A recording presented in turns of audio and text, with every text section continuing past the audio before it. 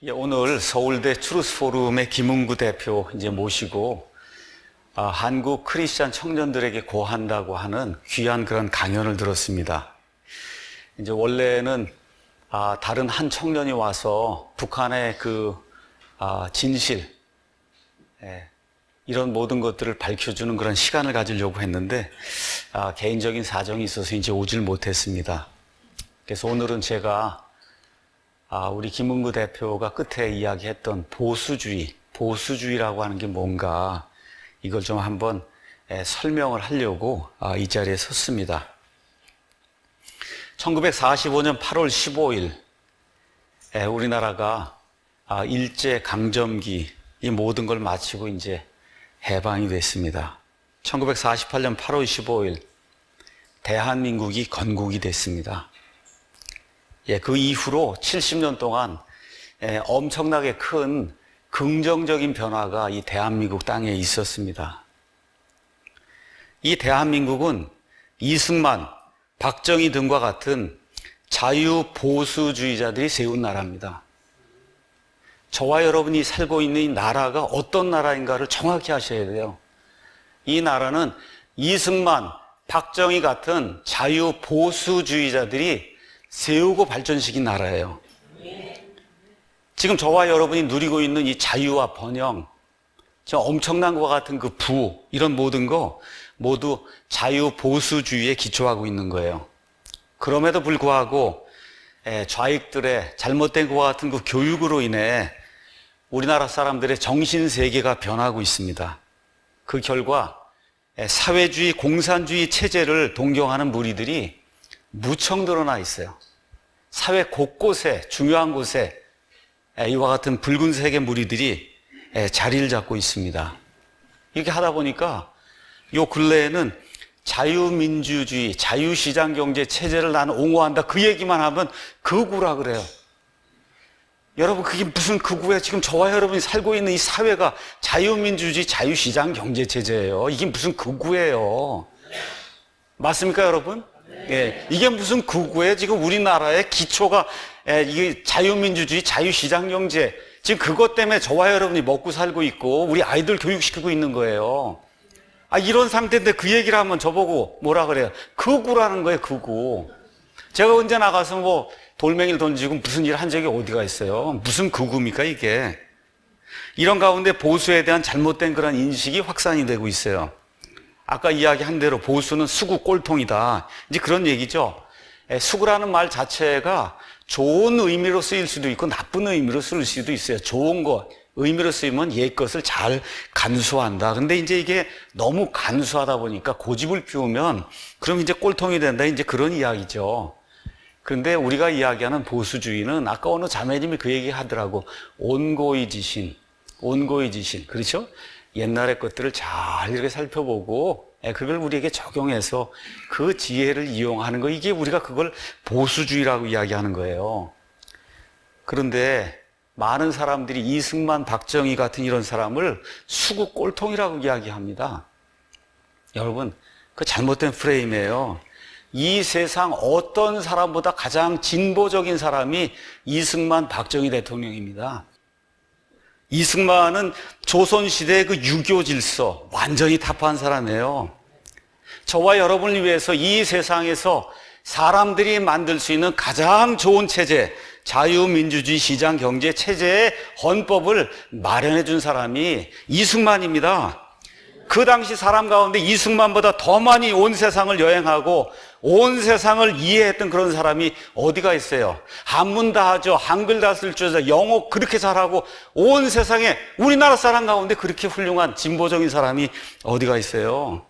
심지어 구원받아서 영원한 세계까지 이해하고 예수님을 구원자로 영접한 그런 분이에요. 그런 의미에서 가장 진보적인 사람이 바로 이승만 대통령입니다. 박정희 대통령 그 당시 사람들 가운데 국가 개조를 위해서, 국민 개조를 위해서 그렇게 큰 꿈을 가진 그런 사람이 어디 있습니까? 그렇죠? 5,000년 동안 그 역사, 그 동안의 패배주의를 극복을 해서 18년 동안 통치하는 가운데 전 세계 사람들이 가장 동경하고 감동을 받는 이 한강의 기적을 맨손에서 이룩한 사람이 박정희 대통령입니다. 맞습니까? 가장 큰 진보주의자예요. 누가 수국골통이냐? 김일성과 그 후예들, 김정은이, 김정일이 등 이미 몰락한 공산주의 체제를 옹호하는 이런 사람들이 수국골통인 거예요.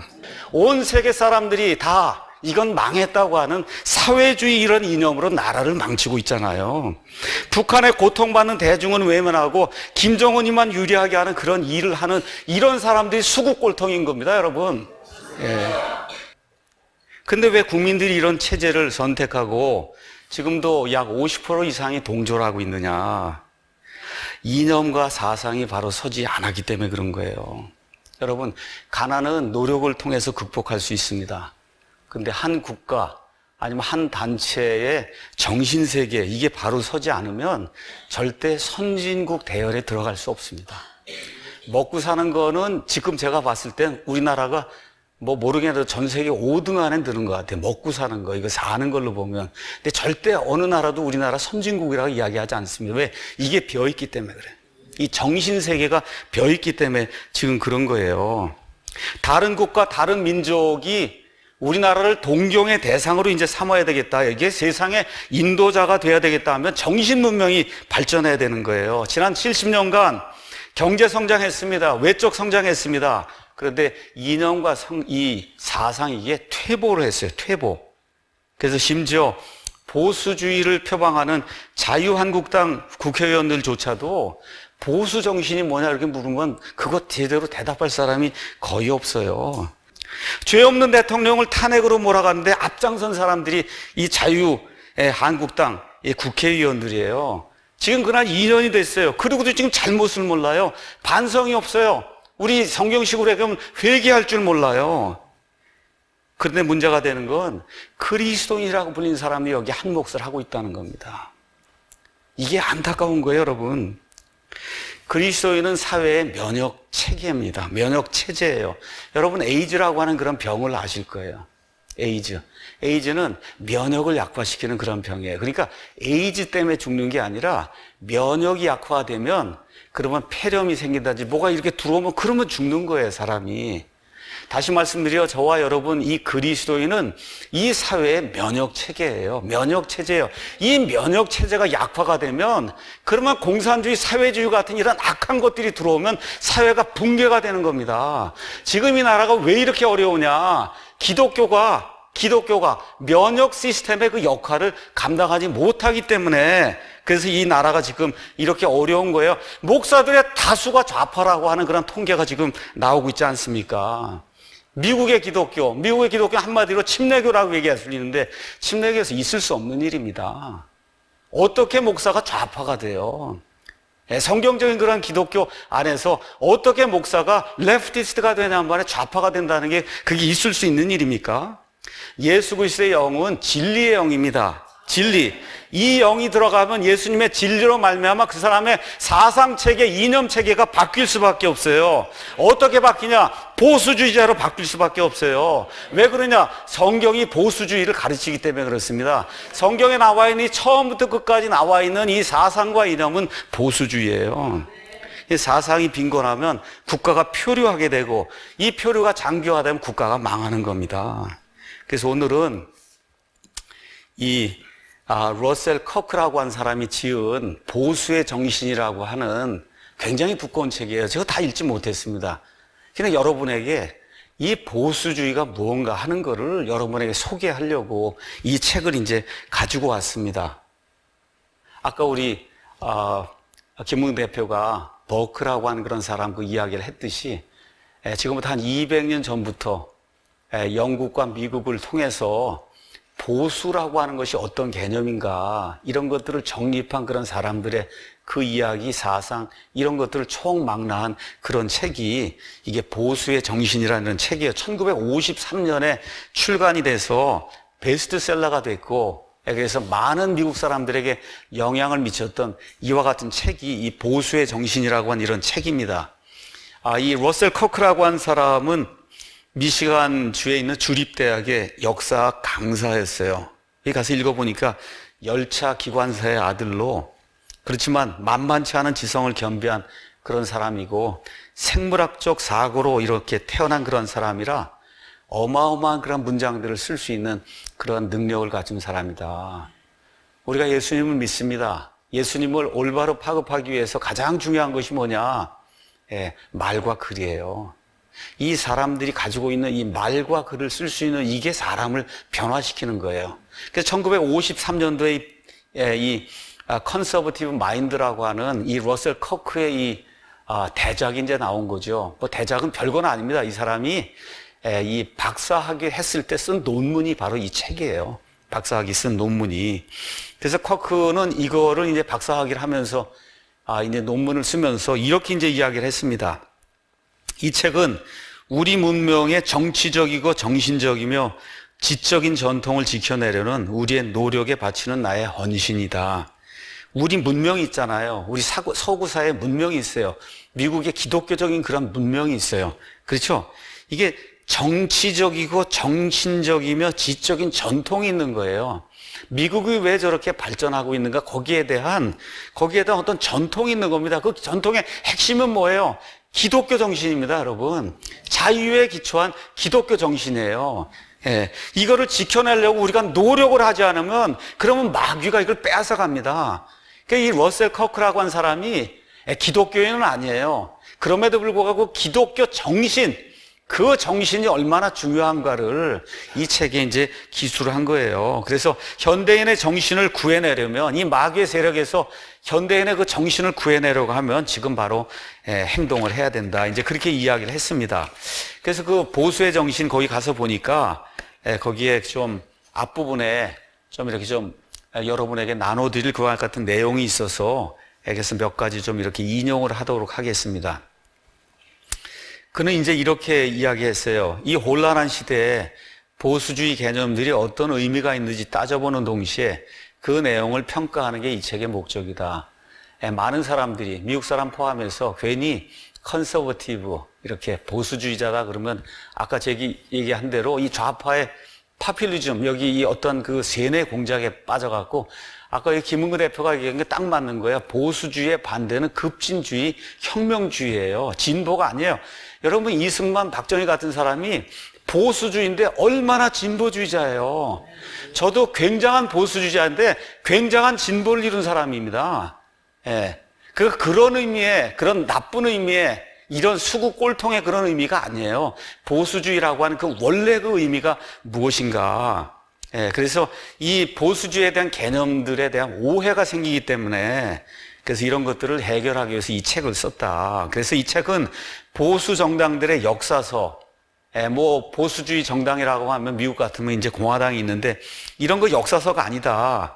차라리 보수주의를 정의하는 긴 에세이다. 이렇게 이제 하면서 영국과 미국 보수주의의 핵심이 무엇이냐. 그 다음에 영국과 미국의 공통적인 어떤 사상체계가 보수적인 본능을 지닌 사람들로 하여금 프랑스 혁명 이후에 급진적인 이론이나 사회 변혁에 저항할 수 있도록 그렇게 만들어줬느냐. 뭐 이런 것들을 이렇게 보여주기 위해서 지은 책이 이 보수의 정신이다. 이제 저자가 이제 그렇게 이야기하고 있어요. 가서 보니까 젊은 청년 시절에 20대 후반에 이제 스코틀랜드에 있는 세인트 앤드루스 대학에서 이제 박사 과정을 밟는 동안에 논문을 쓴 게 그게 바로 이 책입니다. 거기서 연구 시작했고 30대 초반에 이 모든 거를 이제 완성을 했습니다. 그래서 이제 거기 가서 보니까 서문 이렇게 써 있는데 가서 보니까 원고를 읽다 보면 자신의 새로운 발견에 더할 나위 없이 기뻐하는 청년의 모습이 보인다. 이 두꺼운 책을 30살에 지은 거예요. 이렇게 해서 박사학위를 이제 따게 된 거예요. 혼란스러운 시대에 자신의 길을 찾아가는 만족할 만한 인생관을 찾은 그 청년의 그 기쁨이 이 안에 이제 들어있는 거예요. 그리고 커크가 찾아낸 보수주의에는 그에게 방향을 제시하고 가장 절실한 문제에 해답을 주었다. 이제 이렇게 돼 있습니다. 끝에 가서 보니까 커크의 경력에서 가장 눈에 띄는 대목의 하나는 굳은 결심의 일관성이다. 혼돈의 시대에 그는 지치지도 않고 설득력 있게 질서의 원천과 필요성을 설파했다. 모든 가치는 상대적이고 의지와 욕망에서 비롯된다는 그릇된 예언자들에 맞서 그는 가치의 불변성을 강조했다. 그리고 인간이 무슨 일이든 할 수 있다고 믿는 사람들에게 창조와 존재의 질서를 존중하는 것이 지혜의 시작이라는 사실과 겸손을 가르쳤다. 우리 전문도 그러잖아요. 하나님을 두려워하는 게 지혜의 시작이다. 이 보수주의가 바로 이거예요. 하나님을 두려워하는 거예요. 다른 거 아닙니다. 보수주의라는 게 수구 꼴통이 아니라 하나님을 두려워하는 거예요. 내 위에 초월적인 존재가 있다는 걸 인정하는 거예요. 내 힘으로 안 되는 영역이 있다는 걸 인정하는 거예요.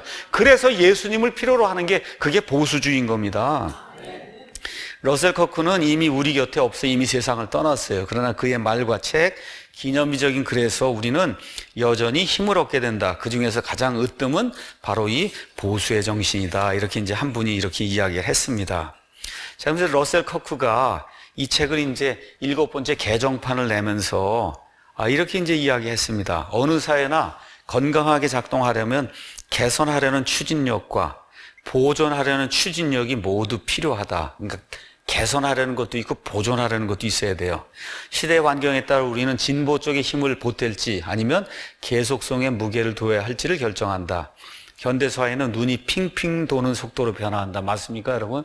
눈이 핑핑 돌아요. 저도 눈이 핑핑 돌더라고요. 선풍기 하나 켤래도 다 뭐 이거 해야 돼. 옛날에 이거 하나만 누르면 끝났는데 선풍기도 켜기 어려워요, 지금. 그에 따른 도덕적 질서와 시민적 질서의 해체를 막는데 지금의 보수적 추진력은 충분할까?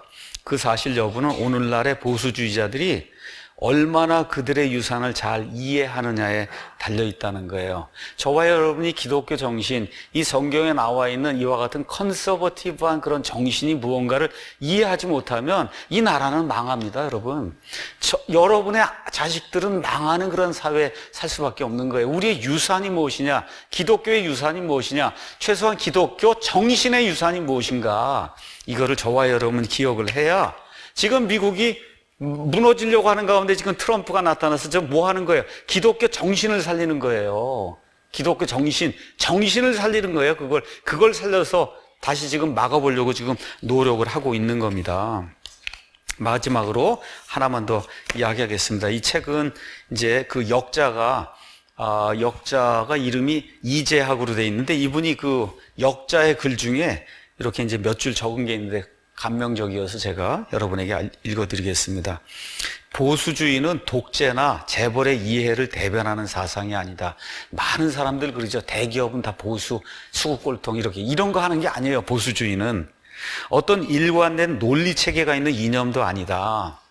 역자가 이야기하는 겁니다. 보수주의를 굳이 몇 마디로 요약하자면 인간은 대단히 불완전한 존재여서 지상낙원이나 천국을 지구상에 구현할 방법이 없으니 조금씩 더 노력해서 더 나은 사회를 이루도록 최선을 다하자는 그런 생각이에요.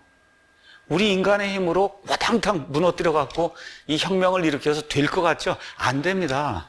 그거 안 된다는 걸 인식을 하고 초월적인 존재가 우리를 본다는 거 인식을 하고 과거의 모든 그런 경험들을 존중을 하면서 조금씩 해서 진보되는 그런 방향으로 나가자는 거예요. 동시에 이 지구는 우리 조상들이 살았던 곳이고 앞으로 우리 후손이 살아갈 곳이기 때문에 지금 우리가 처음이자 마지막으로 사는 땅인 듯 마음대로 행동하지 말고 충분히 겸손하게 행동하는 그런 사람이 돼야 된다는 거예요. 마치 그냥 자기 힘으로 다 할 수 있는 것처럼 이게 뛰어다니잖아. 이 혁명하는 사람들 보면. 그렇잖아요. 이게 세상을 망치는 사람들이다. 그 얘기를 하는 책이 이 책입니다. 자, 그래서 오늘은 제가 이 보수의 정신, 이 두꺼운 걸 다 이야기하려고 하는 것이 아니라 이 보수의 정신 뒤에 가면은 보수의 10대 원칙이 있어요.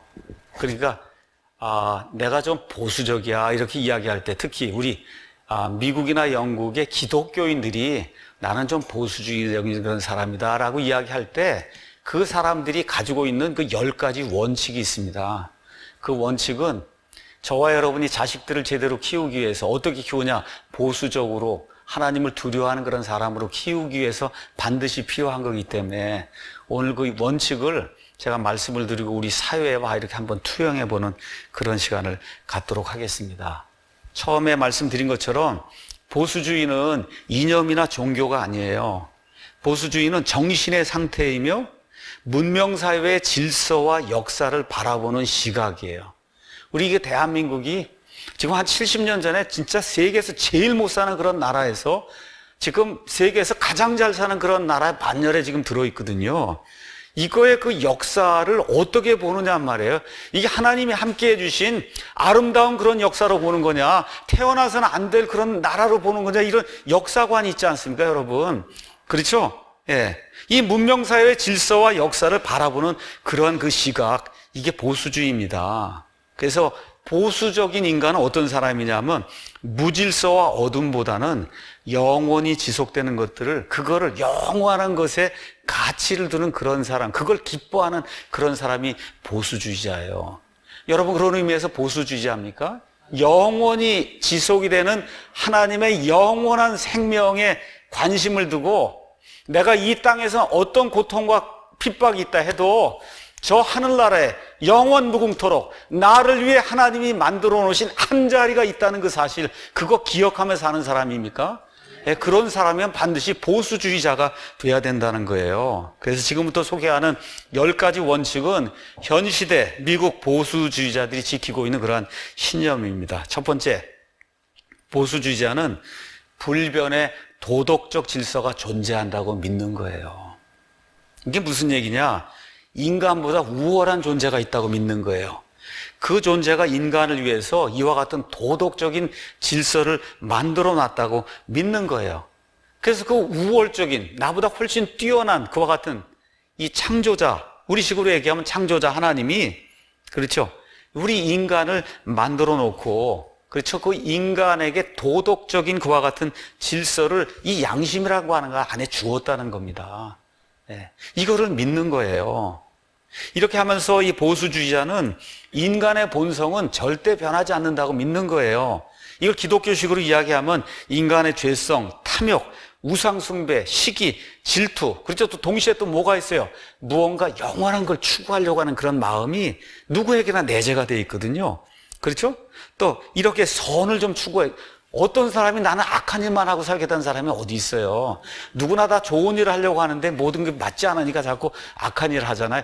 이러한 거는 불변한다는 거예요. 이거 사람 안에 내재가 되어 있는 이런 거. 그래서 인간의 내부에 박혀있는 도덕적 진실, 양심 안에 하나님이 이렇게 박아놓은 그와 같은 그 도덕적 규범, 이런 건 영원하다는 거예요. 그래서 질서는 조화를 의미해요. 그래서 사람 하나하나를 보면 영혼의 내적인 질서가 있고, 이렇게 사람이 모이면 이런 국가나 이런 걸 형성하잖아요. 국가든 교회나. 그러면 공동체에 드러나는 외향적인 그런 질서가 있다는 거예요. 이런 질서가 있고 도덕적인 이와 같은 규범이 있기 때문에, 그래서 옳고 그른 거를 구분할 수 있다는 겁니다. 이게 개나 돼지하고 다른 거예요, 우리 인간이. 옳고 그른 거를 구분할 수 있다는 거예요. 그래서 정의와 명예를, 여러분, 돈이나 이런 거, 내가 거짓말해서 하는 거, 이거보다 더 소중히 여기는 거예요. 이렇게 하니까 어떻게 해요? 법을 지키는 사람이 되는 거예요. 이 보수주의자는 법을 지키는 사람이 되는 거예요. 떼법 쓰고 광장으로 밀고 나가고 촛불 들고 횃불 들고 이런 거, 이런 건 아무리 그 사회에 부자가 많아도 우리 보수주의자인 그런 입장에서 그건 나쁜 사회인 거예요, 여러분. 저급한 사회예요. 저급한 사회. 그래서 옛날에 그리스 이런 시대에 소크라테스 이런 그 철학자들은 뭐라고 이게 민주주의를 하면 안 된다 그런 거예요. 왜 그러냐? 이게 일반 대다수 사람이 할 수 없는 시스템이라고 본 거예요. 그렇죠? 정신적으로, 이성적으로 뛰어난 그런 사람들이 국가를 이렇게 인도를 해야지, 누구나 한 표 하면은 그럼 어떻게 저급한 사회가 온다 그래서 그거를 반대했던 거예요. 그러니까 이게 보수주의자들이 가지고 있는 그것은 뭐냐? 질서를 지켜야 된다는 겁니다. 그 질서가 옛날에 왕이 힘을 가지고 자기가 이거 하는 걸로 했는데, 이게 바뀌면서 자유민주주의 이런 세상이 되면서 그걸 뭐에다가 그걸 다 힘을 줬어요? 헌법에 줬잖아요. 그죠? 헌법을 지키는 그런 사람이 돼야지, 그래야 보수주의자가 되는 거예요. 두 번째 원칙은 뭐냐? 보수주의자는 관습, 널리 오랫동안 사람들이 이렇게 합의한 그와 같은 지혜, 그 다음에 계속성을 중시하는 그런 사람들입니다.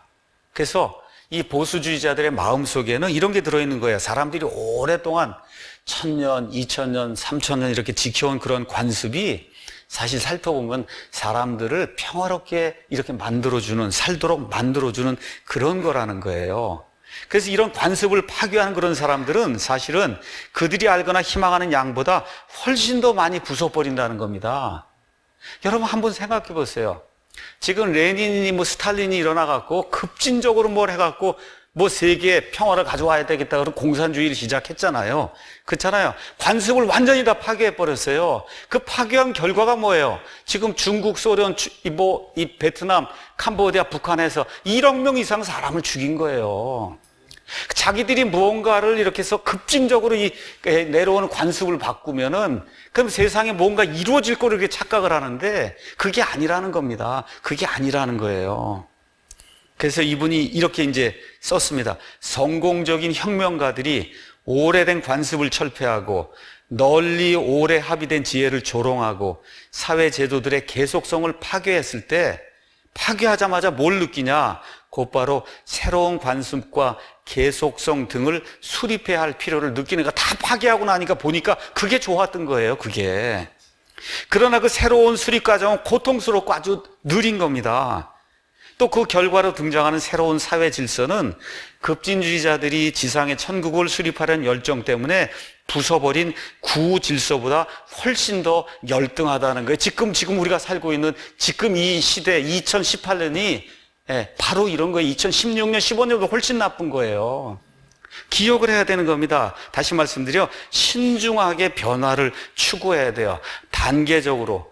그렇죠? 이렇게 디딤돌을 이렇게 놓아가면서 한 발 한 발 신중하게 차별적으로 이렇게 해서 무언가 관습을 바꿔야 되는 거예요. 예멘 난민이 들어온다. 그러면 생각을 해봐야 되는 거예요. 이게 통계적으로 전 세계 모든 나라들이 이거 받았을 때 어떻게 됐는가 이렇게 생각을 하고 차분차분 이렇게 해야 된다. 이거 그냥 가서 곧바로 승인을 내주면 안 된다는 거예요. 그러니까 보수적으로 그렇게 신중하게 생각을 해야 되는 거예요. 세 번째, 보수주의자는 규범이라는 원칙을 믿는 사람이에요. 그래서 여기 와서 보니까 이렇게 표현했습니다. 이 보수주의자는 현대인을 어떻게 보느냐. 현대인은 커다란 거인이 있는데 거인의 어깨 위에 난쟁이가 앉아 있다는 거예요. 여러분 난쟁이가 이렇게 앉아 있으면 보입니까? 안 보입니까? 안 보이잖아요. 근데 거인 위에 난쟁이가 앉아 있으면 저 끝까지 보이죠? 그렇죠? 그 거인이 뭐냐? 과거에 우리 조상들이 만들어준 모든 시스템이 그게 거인이라는 거예요. 그래서 그 조상들이 이렇게 과거에 만들어놓은 모든 것들 그 위에 타고 올라서 그래서 세상을 넓게 보는 거예요. 신중하게 이렇게 보는 그러한 관점이 그게 보수주의적인 그런 관점이다. 그래서 이들이 그들의 조상보다 더 멀리 바라볼 수 있는 유일한 이유는 나보다 앞서갔던 그 사람들의 그 지혜, 그 사람들의 시스템, 이런 모든 것들이 축적된 그 결과 때문에 내가 더 멀리 볼 수 있다. 이렇게 생각을 하니까 어떻게 해요? 겸손해지는 거예요, 사람들이.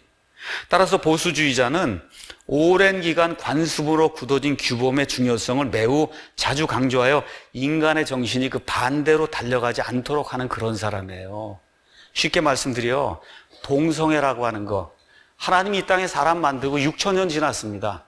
처음 만들어서 하나님이 남자와 여자를 만들어서 남자와 여자가 한 몸이 되는 이와 같은 영어로 헤테로지니우스, 그러니까 이성 간의 결합, 이것이 정상적인 거예요. 그게 6,000년 동안 내려온 그게 일반적인 관습이에요. 이거를 깨면 안 된다는 게, 이게 반대로 나가는 게 그게 혁명주의라는 거예요. 그게 리버럴한 겁니다. 안 된다는 겁니다. 왜 그래요? 오랜 기간 관습으로 보니까 그거 하면 망한다는 거예요. 로마도 그것 때문에 망했고, 그렇죠? 웬만한 그런 문명이 망하는 데 가서 보면 잉카 제국이니 마야 제국이 왜 망했느냐 가서 살펴보면 동성애가 있다는 거예요. 그 뒤에 소돔과 고모라가 그것 때문에 망하고 그렇기 때문에 이런 그 과거의 지혜를 살펴보고 동성애는 안 되겠구나 하고 그렇게 이 과거의 관습과 조상들이 준 이런 것들을 잘 지키려고 하는 이게 보수주의자인 겁니다.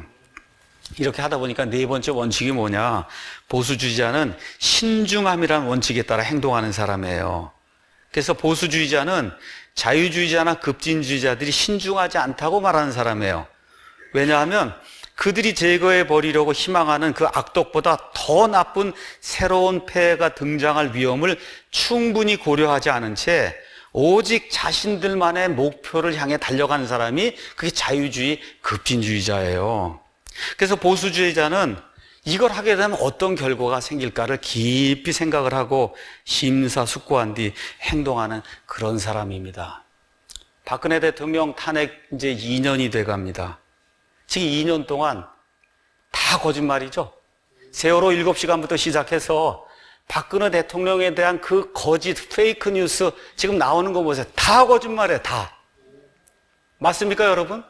이렇게 해서 세상을 바꿔놨잖아요. 그럼 이 세상이 나으냔 말이에요. 완전 거짓말로 점철된 이런 세상인데. 그래서 어떻게 해요? 신중하게 해야 되는 거예요. 당장으로 뛰어나가면 안 되는 거예요. 신중하게 이게 어떻게 된 건가 제대로 살펴보고 해야 되는 거예요. 다 거짓말입니다. 무슨 최순실이 300조가 있고 그렇잖아요. 예. 뭐 정유랑가 무슨 뭐 박근혜 대통령 딸이라 그러고 태블릿 PC가 어쩌고저쩌고 다 거짓말 아닙니까? 지금 와서야 많은 사람들이 뭐라 그래요? 그때가 훨씬 낫다 그러잖아요. 누가 그래요? 거기 뛰쳐나간 자영업자이다 그러잖아요. 지금 보니까 옛날이 훨씬 낫다. 옛날이 훨씬 낫다. 근데 그게 진짜입니다. 옛날이 훨씬 낫어요. 예, 훨씬 낫어요. 여러분, 북한과 협력한다고 해서 지금 무장해제 다 시켜놨잖아요. 어떻게 해야 돼요, 여러분? 신중하게 해야 되는 거예요. 저렇게 풀어놓으면 안 되는 겁니다. 맞습니까, 여러분? 그래서 우리가 보수주의를 하자고 하는 거예요. 보수주의를. 미국이 왜 그래요? 그렇게 힘이 있는데도 어떻게 신중하게 하자는 거 아닙니까? 이 국방의 문제 이런 거 한 번 잘못되면 그냥 나라가 망하는 거예요. 다섯째, 보수주의자는 다양성의 원칙을 중시하는 사람입니다. 이게 굉장히 중요한 거예요. 이 좌파들이 제일 싫어하는 겁니다. 이게 어떤 문명에서도 건강한 다양성을 보존하려면 질서와 계급이 있어야 된다는 거예요. 물질적 조건에 차이가 있어야 돼. 어떤 사람은 20평 아파트 살고 30평 살고 어떤 사람은 50평, 어떤 사람은 1000평 아파트 사는 그러한 차이가 있어야 건강한 사회라는 거예요, 여러분. 다양한 종류의 불평등이 살아남아야 건강한 사회라는 거예요. 오직 유일한 형태의 평등은 하나님의 심판 앞에서만 가능하다고 믿는 겁니다. 사람이 사는 이 사회는 구조적으로 사람 자체가 잘못되어 있기 때문에 이 사회에서 완전한 평등을 추구한다는 건 불가능하다고 믿는 거예요. 그 밖에 모든 평등화의 시도, 사람이 하는 그 시도는 기껏해야 사회적인 정체로 이어질 뿐이다. 이렇게 이제 믿는 겁니다. 여러분, 왜 차별이 존재해요? 여러분 가면 왜 맛집만 찾아요?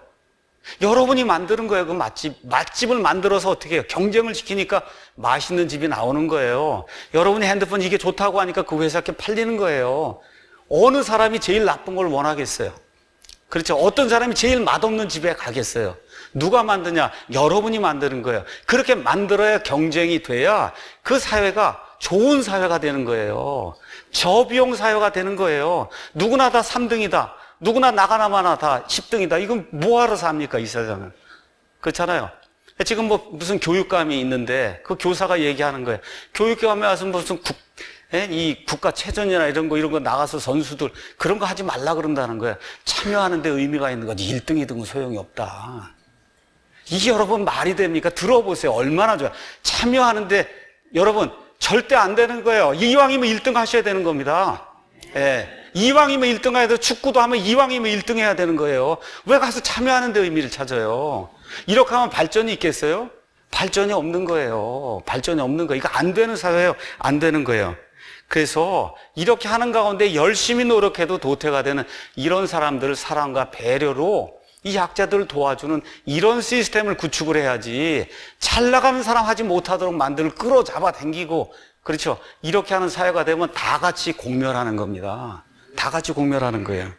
그래서 다양한 게 당연한 거예요. 다양한 게 건강한 거예요. 여러분 다 같이 20평 아파트 살아봐요. 다 같이 50평 살아봐요. 다 같이 에쿠스 갖고 재미 하나도 없는 거예요. 축구하러 나가는데 다 10등 하면 뭐하러 축구 게임을 합니까 이게? 그렇지 않습니까? 열심히 해서 1등도 하려고 그러고 바이올린도 열심히 해서 하려고 그래야 그 안에서 하나님이 주신 그 최고의 가치를 구현해서 많은 사람들에게 영향을 미치고 아름다움을 끼치는 거 아니에요? 그게 사람이 존재하는 이유예요. 맞습니까, 여러분? 그래서 열심히 공부해야 되고 열심히 일해야 되는 거예요. 예. 이렇게 되면 어떻게 해야 돼요? 자연히 차별이 차등이 생기는 거예요, 여러분. 차등이. 그 생기는 게 당연한 겁니다. 그게 당연하지 않다고 하는 게 그게 마귀예요. 누구나 다 공평하게 해야 된다고 하는 게 마귀다. 여섯 번째 원칙이 뭐냐? 인간은 불완전하다는 원칙에 따라 보수주의자들은 스스로를 억제하는 사람이다. 그러니까 이 사람들은 어떻게 생각하냐? 인간의 본성은 치유할 수 없는 어떤 중대한 결점을 가지고 있다는 거예요. 인간의 본성에. 그래서 인간은 불완전하기 때문에 완벽한 사회 질서를 창조할 수 없다고 믿는 거예요. 우리 힘으로 안 된다. 그래서 보수주의자는 어떤 사람이 유토피아를 건설하겠다고 이렇게 하면 반드시 그 건설하는 일이 참사로 끝난다고 그렇게 믿고 있는 거예요. 역사가 그렇게 기록을 하고 있어요. 이상주의에서 유토피아 만든다고 하면 100% 다 실패합니다. 인간은 완벽한 세상에 살도록 만들어지지 않았어요. 죄 때문에. 우리가 합리적으로 기대할 수 있는 최대치는, 최대치를 얘기하는 거예요. 참을 만하게 질서가 잡혀 있고 정의롭고 자유로운 사회로서 어느 정도의 악과 사회적 불균형, 고통이 계속 존재하는 곳, 거기에 우리가 사는데요. 그거 인지를 해야 돼요. 그게 인간의 힘으로 유토피아 건설, 그 마귀가 주는 생각입니다. 그 마귀가 주는 생각 때문에 구소련, 중국, 북한, 베네수엘라 해서 사람들 다 굶어 죽이고 수많은 사람 죽이게 된 거예요. 인간의 힘으로 불가능하다. 그 제가 말씀드리잖아요. 어느 정도 참을 만한 그런 질서가 유지가 되고 정의롭고 자유로운 그런 사회가 되면 인간의 힘으로는 최대한 다 한 겁니다, 여러분. 다 한 거예요. 이 안에서 자식들과 함께 영혼을 추구하는 그런 사람들이 되라고 하나님이 우리를 불러주신 거예요. 일곱 번째 원칙은 뭐냐? 보수주의자들은 자유와 재산권이 밀접하게 연결되어 있다고 확신하는 그런 사람이다. 다시 말씀드려 사적인 소유에서 재산권을 분리해버리면 거대 중앙정부가 지배하는 전체주의 시스템이 되는 겁니다. 그런데 위대한 문명, 지금 이 시대의 가장 위대한 문명은 미국 문명이에요. 그럼 뭐 때문에 생기냐? 사유재산권을 극대화할 때 저런 문명이 생기게 되는 겁니다. 사유재산권이 더 광범위하게 확산될수록 공동체는 더 생산적이고 안정적이 되는 거예요. 경제민주화해자 것을 평준화시키면 그러면 경제적 진보가 아니라고 믿는 거예요. 그게 된 적이 없습니다. 성경에 하나님이 처음부터 얘기하는 게 뭐예요? 죄 지은 다음에 열심히 땀 흘려서 먹고 살라는 거예요. 열심히 땀 흘려서 먹고 살라. 그래서 사도 바울이 뭐라 그래요?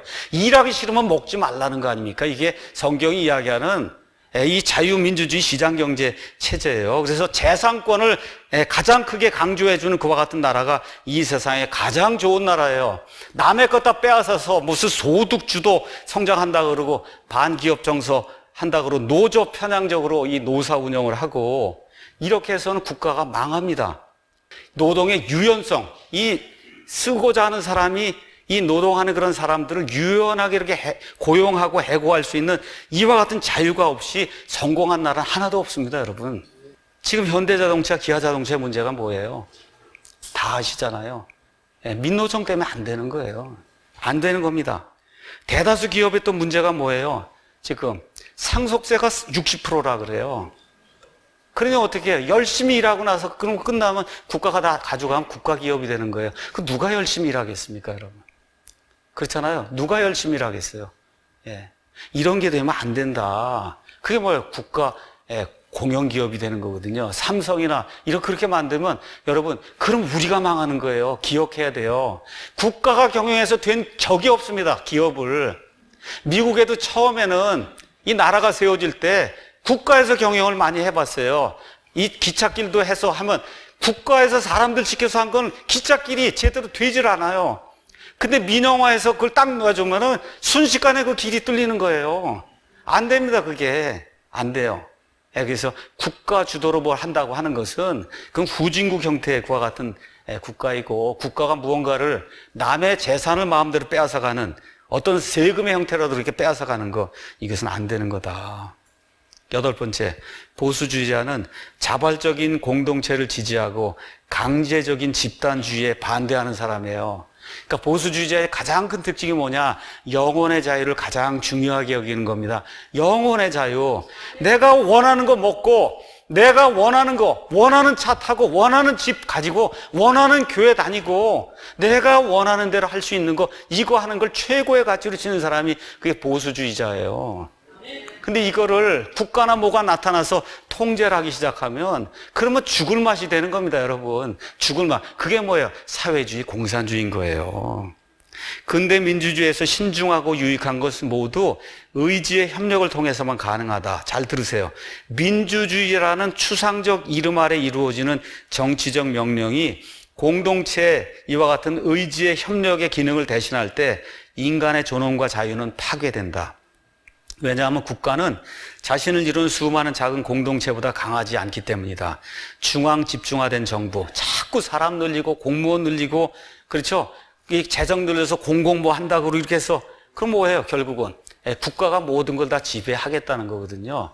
이거 중앙 집중화된 정부, 선택된 관리자들과 공무원들은 아무리 잘 훈련받고 선의를 가졌다 해도 대량의 인구에게 정의와 번영, 고요함을 가져다 줄 수 없습니다. 왜 그래? 역사를 보니까 안 됩니다, 인간이. 자기 것이 아니고 남의 에서 이렇게 하는 거 거기에다 신경을 써서 내일처럼 할 사람은 없어요. 인간이 아무리 좋은 공무원이라 안 되는 겁니다, 이게. 각종위원회를 만들고 완장을 찬 뒤에 민의를 대변한다고 하면서 그래서 법치를 망치는 그런 일을 하는 거예요. 그러면서 들고 나오는 구호가 뭐예요? 사회적인 합의라고 얘기하는 거예요. 사회적 합의가 뭐예요? 자기들끼리 합의지 무슨 사회적 합의입니까? 자기들끼리 모여갖고 하는 합의지 무슨 사회적 합의예요. 그 이름은 그럴듯해요. 사회적 합의. 그 자기들끼리 좋아하는 사회주의 좋아하는 사람들끼리 모여갖고 뭘 만들어요? 떼법을 만드는 거예요. 그래서 법치를 무시하는 그런 행위, 우리 보수주의자들은 싫어하는 거예요. 9번째, 보수주의자는 인간의 이와 같은 그 권력, 이런 거를 신중하게 자제해야 할 필요를 인지하는 사람이다. 권력은 다른 사람들의 의지와 무관하게 내가 원하는 대로 이렇게 할 수 있는 게 그게 능력이, 그게 권력이에요. 개인이나 집단이 다른 사람의 의지를 견제 없이 지배하게 되면 전체주의 독재가 돼. 말을 못하게 하잖아요. 그게 가장 큰 게 뭐야? 언론을 통제해서 그거 외에는 못 내보내게 하는 이런 일들. 인간의 본성에 선악이 섞여 있다는 사실을 알기 때문에 보수주의자는 단순한 것과 같은 호의를 신뢰하지 않습니다. 그래서 보수주의자들은 헌법적인 제약, 정치적 견제와 균형, 법률의 적절한 강제, 그 다음에 의지와 욕구를 억누르는 억제의 미묘한 그물망, 이런 거를 자유와 질서의 도구로 승인하는 거예요. 법치를 존중하는 거예요. 여러분, 탈원전 하려면 의견을 듣고 그러고선 탈원전을 해야지 쑥 가갖고 오늘부터 원전 안 한다 그러면 됩니까, 이게? 그렇잖아요. 이런 방식으로 하는 거 이거 안 된다는 겁니다. 10번째, 사려 깊은 보수주의자는 활력이 넘치는 사회라면 영속성과 변화를 반드시 인정하고 조화시켜야 된다고 생각하는 그런 사람이다. 그러니까 보수주의자는 사회 개선을 반대하는 사람이 아니에요. 다만 보수주의자는 합리적이고 온건한 방향으로 진보를 이루어 나가야 된다, 이렇게 믿는 사람입니다. 근데 진보를 무작정 숭배하는 거, 그건 반대하는 거예요. 무조건 뭔가 후닥닥 돼야 된다, 이거 반대하는 거예요. 진보주의자들은 새 것이 무조건 옛 것보다 좋다고 믿어요. 무조건 새 게 좋다는 거예요. 여러분, 그렇지 않습니다. 과거에 우리 조상들이 만들어 놓은 그런 모든 거 차곡차곡 쌓여갖고 지금 저와 여러분의 이렇게 안정되고 평화로운 그런 삶을 주는 거예요. 이걸 다 없애고 새 걸로 갈아 놓으면 죽습니다, 여러분. 인간 육체의 변화가 필수적이듯 사회 체제에도 변화는 필수적이라고 우리 보수주의자들은 추론해요. 자기 자신을 새롭게 만들자는 모험은 죽기 마련입니다. 그러나 그 육체가 활력을 유지하려면 변화는 그 육체의 본질이나 형태와 조화를 이루는 규칙적인 태도로 그 변화가 생겨야지, 육신이 이걸 좀 강화해야 되겠다 그러고 그래갖고 여러분 이 UDT 훈련이라고 시키면 제가 견디겠어요, 여러분? 이게 안 되는 거잖아요. 이걸 내 몸에 맞게 차근차근 이렇게 변화를 시켜서 몸을 강화를 시켜야지. 그렇지 않습니까? 저한테 지금 가서 해병대 훈련하라 그러면 그냥 죽는 거죠, 그 순간에. 뭐 어떻게 변화가 그게 가능하겠어요, 그게. 그렇지 않으면 변화는 괴물이 된다는 거예요. 그 육체를 삼켜버리는 암이 된다는 거예요. 그건 너무 세면, 스트레스가 되면 어떻게 암이 되는 거거든요. 그래서 모세는 모세오경의 마지막 책 신명기를 주면서 이제 이렇게 이야기를 했습니다. 신명기 4장 32절에 이제 내가 있기 전의 날들, 곧 하나님께서 사람을 땅 위에 창조하신 날부터 지금까지 지나간 날들에게 한번 물어봐라. 하늘 이 끝에서 저 끝까지 한번 물어봐라. 물어보라는 거예요. 지금까지 일들이 어떻게 이렇게 진행이 되어 왔고, 이게 어떻게 되니까 한번 과거를 이렇게 살펴보라는데 모세가 계속 얘기해 주는 게 뭐예요? 기억해라, 기억해라, 기억해라, 기억해라 이야기하는 겁니다. 요엘서 1장 3절에 너희는 그것을 너희 자녀들에게 말하고 너희 자녀들은 그들의 자녀들에게 말하며 그들의 자녀들은 다른 세대에게. 그래서 부모의 것이 계속해서 전달이 될 때 저 유대인들이 지금 1948년 5월에 돌아와서 하나님의 약속을 이루는 그와 같은 사람들이 된 거잖아요. 뭐 때문에 그래요?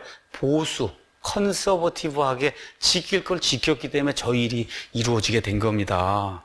그래서 저와 여러분이 과거를 기억해야 돼요. 이 과거에 기반해서 미래를 펼쳐야 돼요. 나를 믿으면 안 되는 겁니다. 나를 믿으면 안 돼요. 이것이 우리 보수주의자들의 관점이며 특히 그리스도인들의 관점이에요. 이제 아이들에게 어떻게 아이들을 키워야 될 것인가, 제가 여러분의 몇 가지 이야기하고 마치겠습니다. 여러분, 아이들을 보수적으로 키우셔야 됩니다. 보수적으로 키운다는 게 뭐냐? 어른을 공경할 줄 알아야 돼요. 어른을 만나면 인사할 줄 알아야 돼요. 미풍양속을 존중할 줄 알아요. 여러분 지금 전철이고 한번 가보세요. 너무 민망해요. 이건 뭐 노인이 이렇게 있고 뭐고 그냥 아나 무인입니다. 그 앞에서. 오히려 무슨 얘기하면 맞아 죽어요. 야, 좀 일어나서 좀 저 할아버지한테 좀 이렇게 해야 되냐. 이런 얘기하면 맞아 죽어요, 요새. 이게 정상적인 사회입니까, 이게? 그렇죠? 그 미풍양속을 존중하고 자유민주주의 시장경제. 이거는 뭐예요? 물 흐르듯이 흘러가는, 인간이라면 누구나 누려야 될 그와 같은 거예요. 이거를 존중하는 그런 사람을 만들어야 돼요. 어떻게 해요? 열심히 성실히 부지런하게 일하는 이 아이들을 만들어야 되는 거예요. 열심히 공부하는 그런 아이들을 만들어야 되는 거예요. 이거 못 만들면 여러분이 하나님 앞에 가서 회개보고 해야 돼요. 약자를 배려할 줄 아는 그런 인간을 만들어야 되는 거예요. 이런 가운데 고통과 고난이 인간의 삶 속에 반드시 있다는 걸 인지하도록 만들어야 되고, 인간의 힘으로는 안 되는 일이 있다는 거. 그래서 하나님을 믿고 하나님을 신뢰하고 그리고 구원받아야 된다는 거를 보수주의자가 되어 가르쳐 줄 수 있는 거예요, 여러분. 내 힘으로 다 할 수 있는데 하나님 뭐가 필요합니까, 이게? 그렇잖아요. 절대로 떼법 쓰는 거 아니에요, 이게. 땡깡 부리는 거 있잖아요. 그런 거 하는 거 하면 안 되는 거예요, 우리 아이들에게. 안 되는 건 안 된다고, 되는 건 된다고 그렇게 가르쳐야 돼요. 그 다음에 저와 여러분이 가져야 될 태도가 있습니다.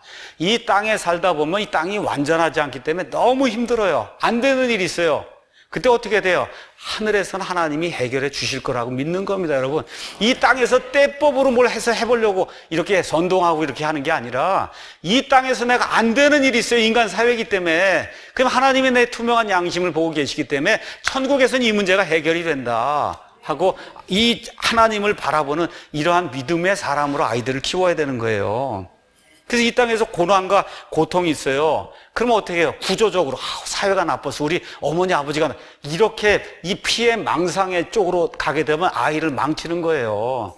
그게 오게 되면 나를 발전할 수 있는 그러한 기회로 만들어야 돼.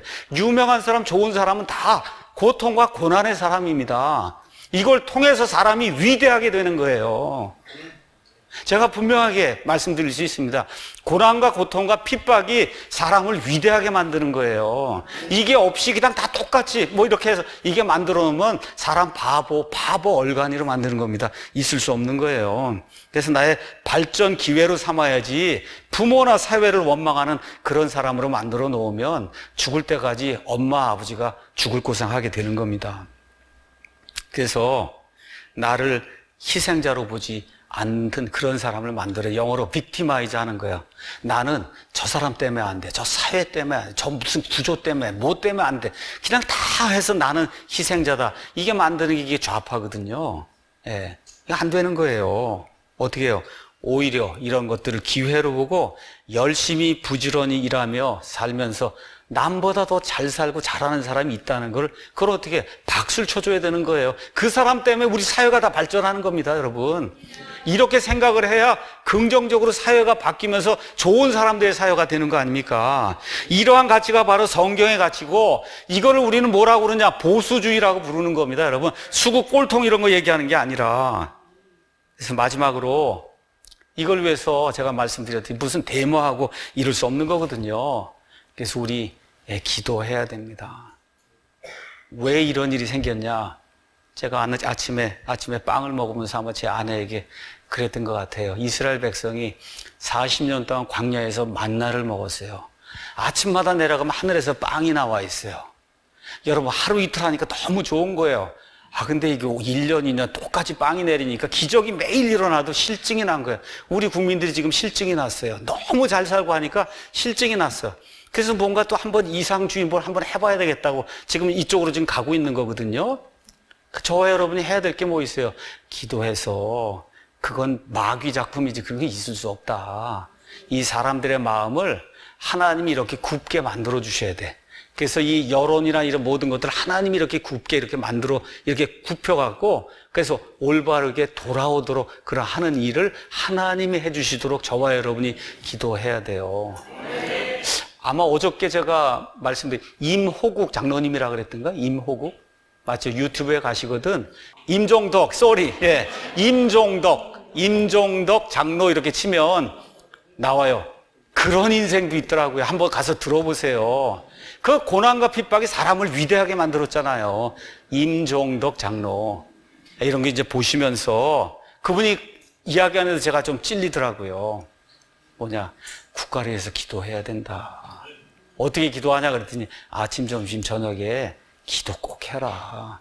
하나님이 지켜주시도록. 제가 성경 말씀 하나 읽고 마치겠습니다. 역대기야 7장 14절. 내 이름으로 불리는 내 백성이 자기를 낮추고 기도하여 내 얼굴을 구하고 자기들의 악한 길들에서 떠나면 그때 내가 하늘에서부터 듣고 그들의 죄를 용서하며 그들의 땅을 고치리라. 이 땅을 하나님이 고쳐주셔야 돼요. 우리 그리스도인들이 이 땅에 존재하는 거예요. 어떻게? 기도해야 됩니다. 기도해야 돼요. 이런 좋은 책들도 좀 사서 출판사도 유지될 수 있도록 해주고, 읽지 못해도 하나씩 사줘야 되는 거예요, 이게.